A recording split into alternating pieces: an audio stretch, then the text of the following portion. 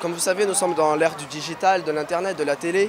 Donc comment est-ce que la radio évolue-t-elle pour survivre face à ces grands médias? Je pense que la radio essaye d'amener une vision différente de ce que peut amener la TV, Internet et les réseaux sociaux par exemple. On cherche beaucoup à partir de l'analyse, de ce qu'on appelle le décryptage, expliquer pourquoi on arrive à une telle performance, par exemple en athlétisme, à expliquer les raisons qui font qu'un athlète gagne ou comment un athlète doit rebondir. On essaie d'être complémentaire avec la TV et avec les réseaux sociaux. Et je crois qu'il y a aussi une certaine crédibilité à avoir que la radio doit garder. Parce que honnêtement, parfois sur les réseaux sociaux, ça reste un peu un défouloir, il faut dire ce qu'il en est.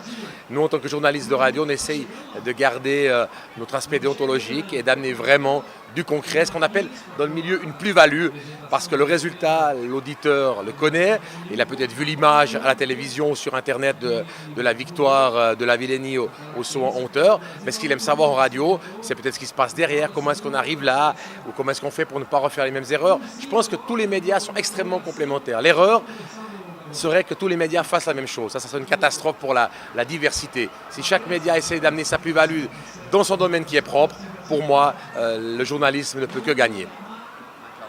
Des critiques à l'organisation des Jeux ou même à l'ambiance ici de Rio?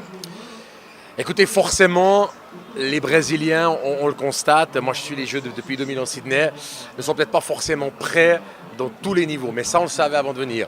Je pense aussi qu'ils ont fait beaucoup d'efforts et ça il faut le relever et le reconnaître. Je ne pense pas qu'il faut dire que ce sont des jeux ratés, ce sont des jeux différents, peut-être plus compliqués pour les athlètes, il y a des déplacements plus nombreux qu'ailleurs, mais je pense que ça fait aussi partie de la culture sud-américaine. Moi j'en ai marre que tout le monde dise à Londres c'était super, à Sydney c'était bien, on était en Australie, on était en Europe, on a cette vision européenne.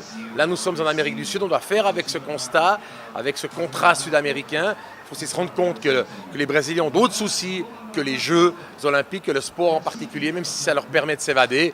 Et voilà, je pense qu'il faut faire avec. Et à la fin, on regardera les côtés positifs des Jeux. Moi, personnellement, je passe des Jeux agréables, difficiles avec les déplacements, mais quand même agréables. Et je pense qu'il faut aussi le relever. D'accord, merci monsieur.